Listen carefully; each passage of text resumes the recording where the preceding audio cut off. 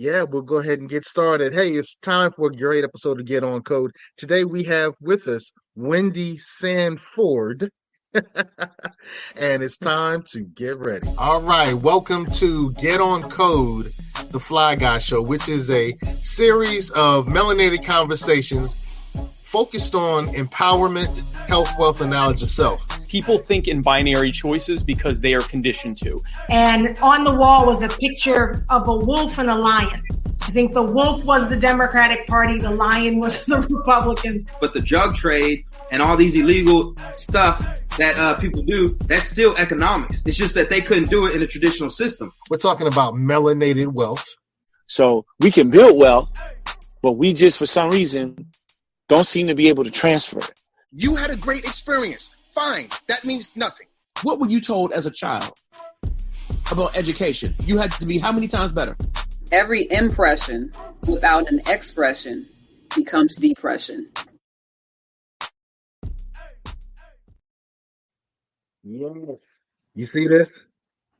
You see this? Excellent book. Good read. Oh, this is the way to start off your 3-day weekend. You know, sit back with some great coffee and a book just like this. And we're lucky to have the author, Wendy Sanford, with us today. Wendy, I'm so glad that you're here with us on the Get On Code show, where we focus on empowerment, and our target is Black empowerment. And some might say, hey, Seiko, why she's on the show? Well, once you read this book, The Walls Between Us, it'll all make sense. Oh man. So let's make sense of it all. Wendy. Okay. Hi.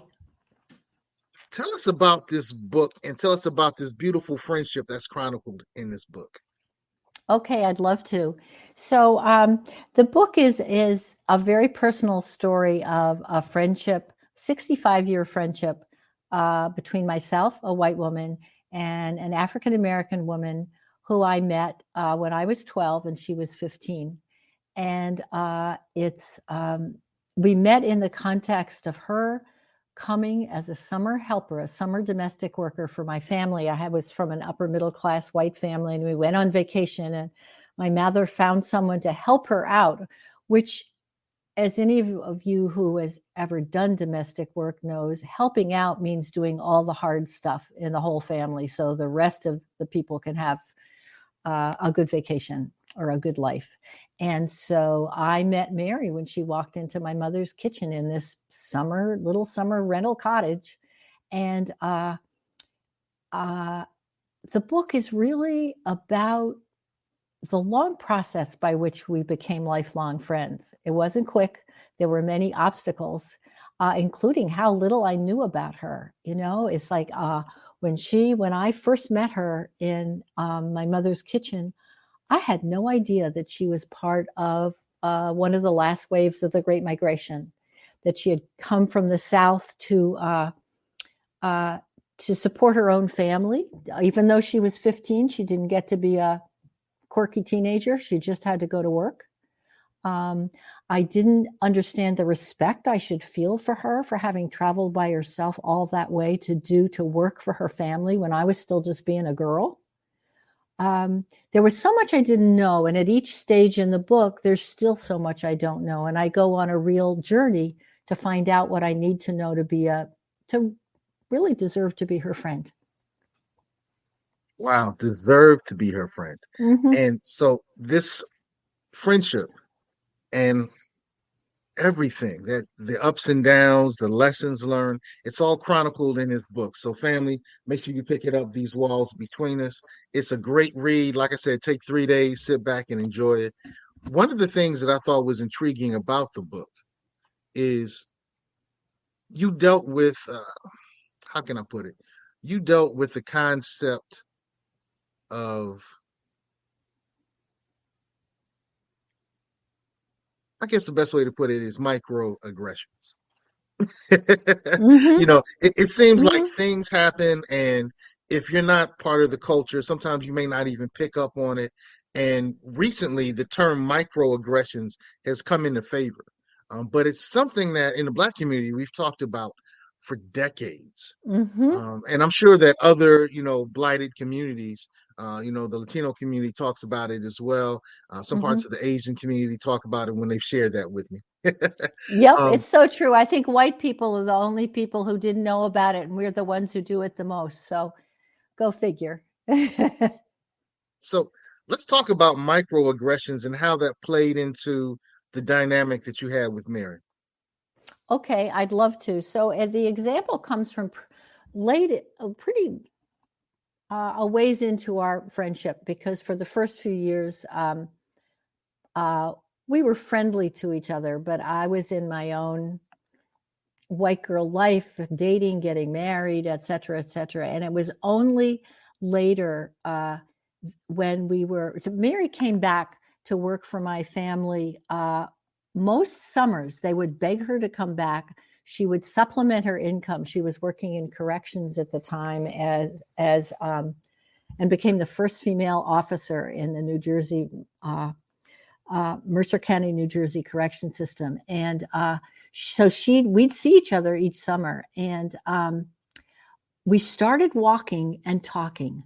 We were both divorced. We were both single parents. We both had work that mattered to us. And she was there in this isolated summer white community that was brutally isolating for her. And I was lonely in my own family in other ways. They were drinkers and I wasn't. And it was, so she and I would walk, and we would walk the beach at night because she was really not allowed on the beach. She was not comfortable or welcome on the beach as a Black person unless she was serving somebody. So we'd walk at night, and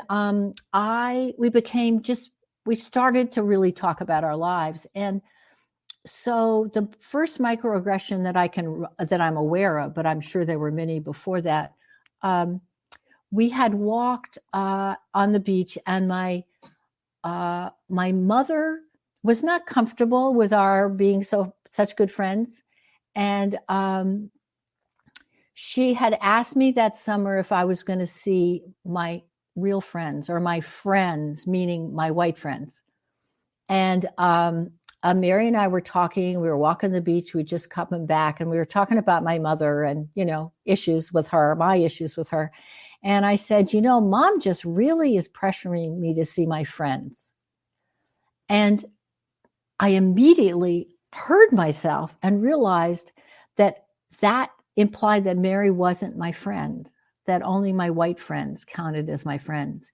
And the reason I call that a microaggression is I didn't mean it meanly, but it really was a mistake. And it implied something. It implied that my white friends were more valuable than she was. And because she lived in a society that every day found 10 different ways to tell her she was less valuable than white people, my saying that added to a very painful, toxic, accumulated message.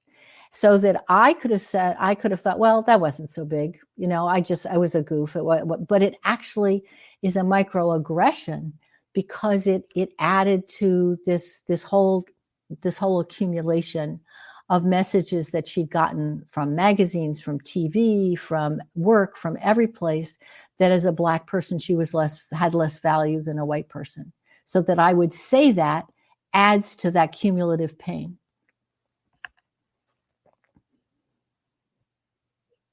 That's how I understand microaggression. I totally understand you're saying that in communities of color, your own and others, people have been talking about that for a long time. It's now some white people are beginning to get it, that we can say things even unintentionally that play into a whole history of toxic oppression. So That's interesting that you say some.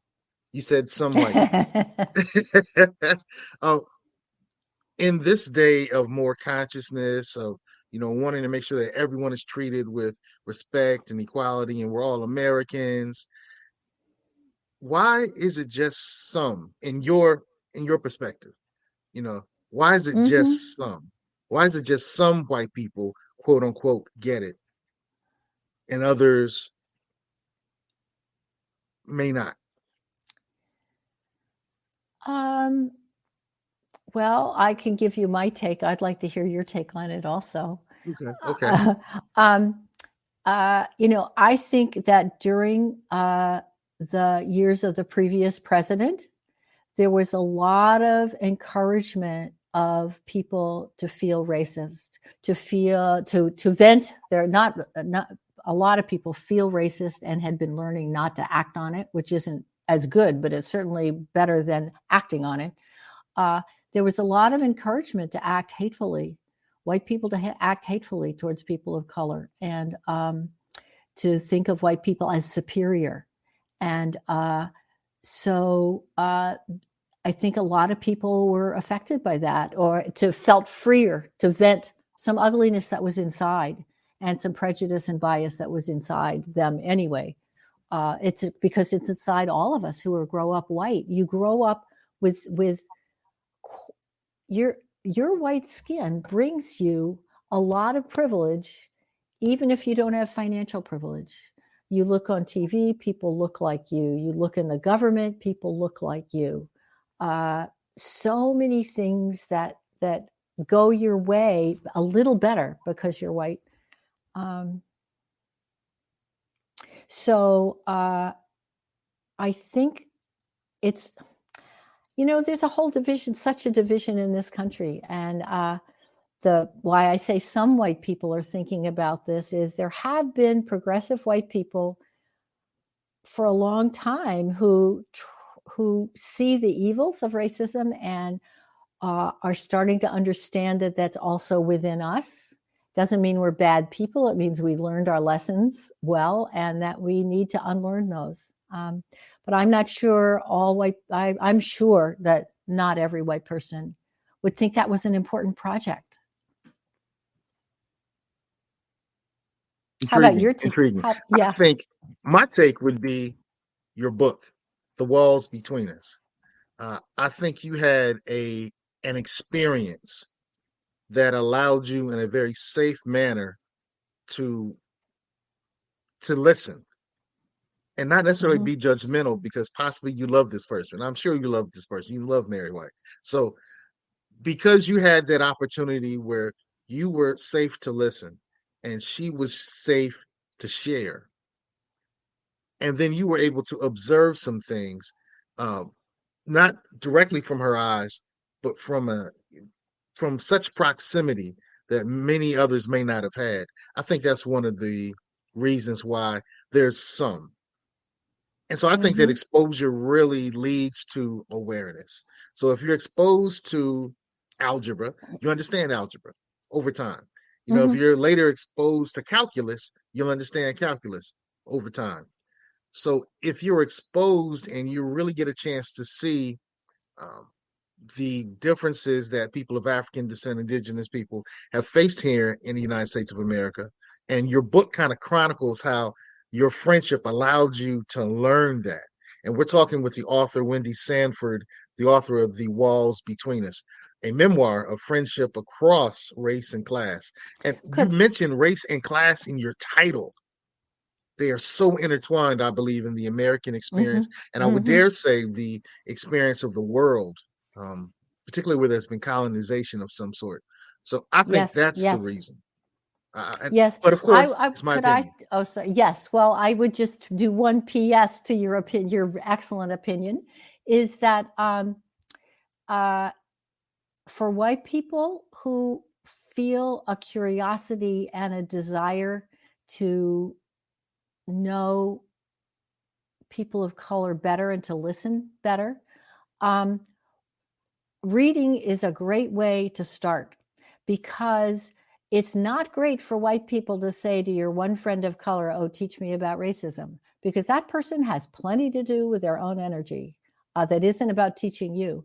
But there are so many African-American people who have written powerful books about their experience, either through novels or through nonfiction. And so that was a piece of my learning that I was dedicated to for over 30 years, to be able to understand some things about Mary without her having to tell me and teach me everything. So there's a piece that you can do as a white person that isn't like waiting to have some person of color come along to teach you. Intriguing. Use the word learn a couple of times in that last statement. So what have you learned about racial injustice from your interactions with Mary? So many things, and this is the great thing about memoir, is to being a memoirist, because you go back to something you remember happening, and you render it as vividly as you can, and then you revisit it through what you now know. And so I think just take that first scene where Mary, at age 15, having traveled hundreds and hundreds of miles through Jim Crow in the South and Jim Crow in the North, to come to work in my mother's kitchen for a month. And we met each other. We're standing opposite each other, and everything I don't know about the injustices she faced, I didn't know until we talked years later, that when she grew up with her grandmother, and when they had to go to the pharmacy, they could go back in the pharmacy to get the medications they had to pay for, but they could not use the soda fountain. And her grandmother would say, well, we're not thirsty anyway, or, but she to this day won't go back. Mary to this day will not give her business to that pharmacy. But I had no idea when I just met her, what she'd grown up with, that I didn't know about lynching yet. And just the year before she came to work for my mother, just the summer before that, a young man who was exactly Mary's age, Emmett Till, was brutally murdered by white people who thought he had misspoken to a white woman, which turns out decades later that she lied about that. So racial injustice, murders of Black people, even back then when I met Mary, were not prosecuted. And those white men got off scot-free from having brutally murdered this person. So I began learning about racial injustice. I could have known so much more at the time, and fortunately, I did start paying much more attention as I grew older, and then began to understand Mary's life better. And okay, here's another example from those early years. So domestic workers, there's a great book by a woman named Judith Rollins called Between Women. She studied white domestic employers and Black domestic workers, and she was a sociologist, African-American woman, and she posed as a domestic worker for a while. So she writes from the inside. And there were so many rules that were unspoken for a Black domestic worker in a white household. That may have been true for other groups as well, but this was what she studied, Black domestic workers in white households. And I always wondered why Mary stood up while we had breakfast. She never ate with the family, even though my family said, oh, we love Mary, etc. She was never invited to eat with the family, but I ate in the kitchen, and we'd be eating the same Cheerios, and she'd stand up at the counter and eat. And I didn't understand. There was a rule of domestic service that you don't sit down while your employer is sitting down, while your employer's in the room. And that's an injustice right there. Just in a very domestic, very close, in just a kitchen in the United States, that was an example of injustice.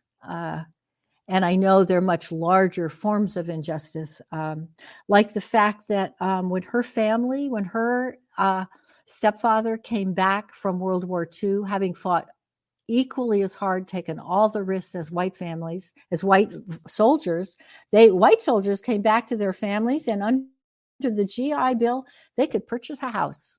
But because of racist federal housing policies, I'm not telling you anything you don't know, her family couldn't. And he got some help from a white man in town who liked him, but most people did not. And now when you face this huge wealth gap between white families and black families,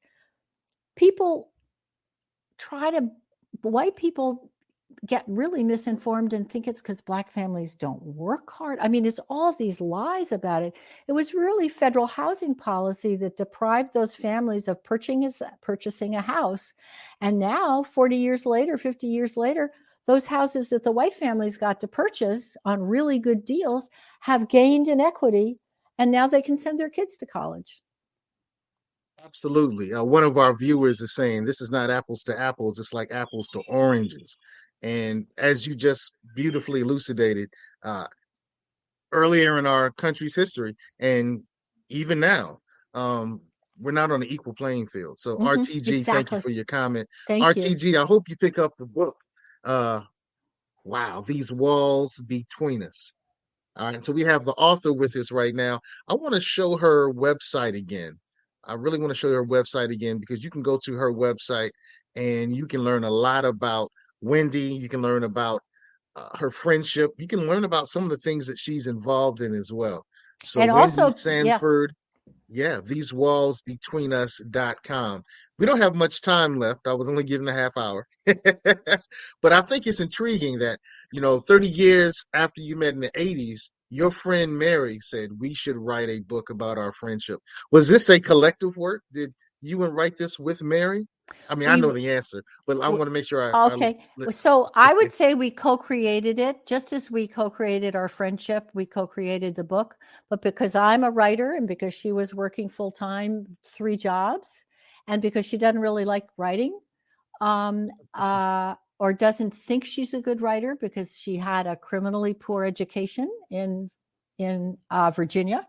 She went to an all-black one-room school.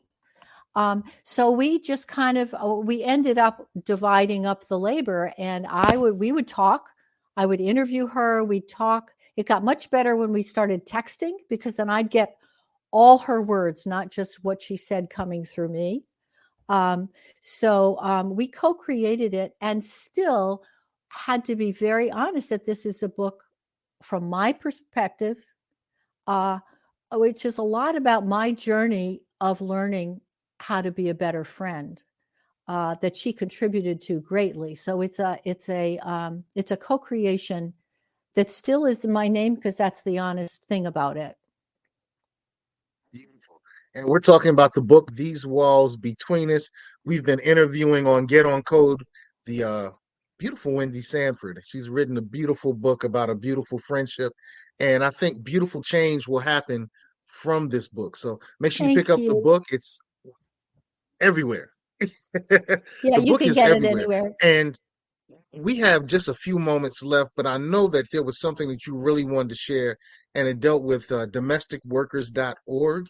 Oh, so yes, because let's talk about that very quickly. Let's, because I know your show you have a real concern for Black empowerment. And one of the things about domestic service over for so many decades is there have been no benefits whatsoever. And there's a group called the National Domestic Workers Alliance, in which domestic workers are banding together, and they just got a great new law passed in the state of New York you can look into, that just for some workplace protections for domestic workers who are, off in someone's house, so they're quite isolated.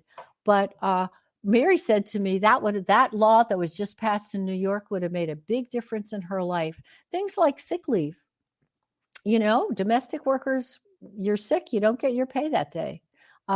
Just basic workers' rights. So that's a great organization. And I was telling you earlier that the domestic employers have also formed an organization to help work for domestic workers' rights. And that they're calling that Hand in Hand, the Domestic Employers Network.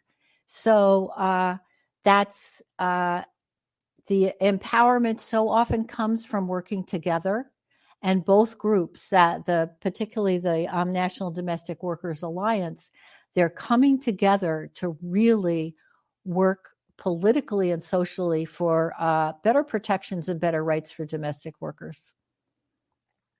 Thanks for asking that. So I've kind of gone over my time, but I do Okay. want to ask one last question. Do I have 1 minute left? You can have 1 minute or 2 minutes or 3. Okay, good. So my keynote question is, what have you intentionally done different from previous generations to make a better life? How have you done something very different than those who preceded you? Well, when I went to college, I majored in English literature, and I read all works by white men, pretty much all wealthy white men. And that was in the 50s and the 60s. I appreciate that. But I set out, once I realized what a poor education that was, I set out to read really all books by Black people and people of color for the next 30 years. And I feel that that's made a difference because it's educated me about the world, and so I can act differently in the world.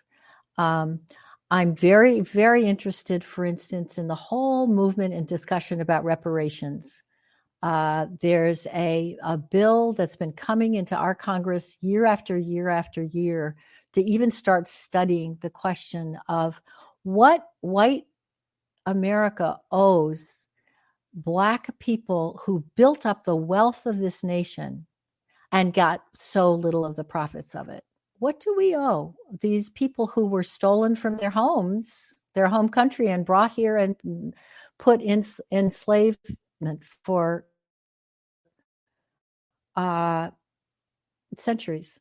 So that's a really important question. And if I hadn't done this reading and learning and talking with other white people about this and learning from Black leaders, I wouldn't be interested in reparations, and I wouldn't be searching my heart about and my political abilities for how to get this country to really reckon with this and think about it. So there's an example.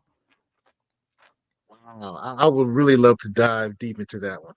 But so the last question for today, what is one change that you're super passionate about working towards that needs to occur in the world?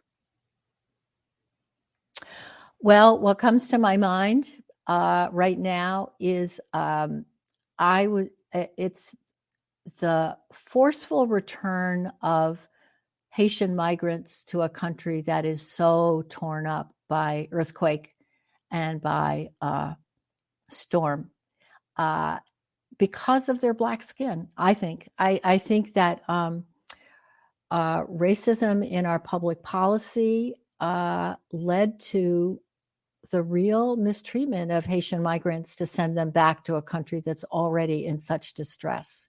So that's a change. I would like us to treat immigrants far better. Our country is built on the work of immigrants. I'd like to see more respect, more welcome, more support. So that's a change I'd like to see. Wow, we've been living, learning, and enjoying this great book, These Walls Between Us. And I would dare say, the more that we read books like These Walls Between Us, some of those walls are going to come down. Some of Bless those you. walls are definitely going to come that down. Is a really good intention and hope.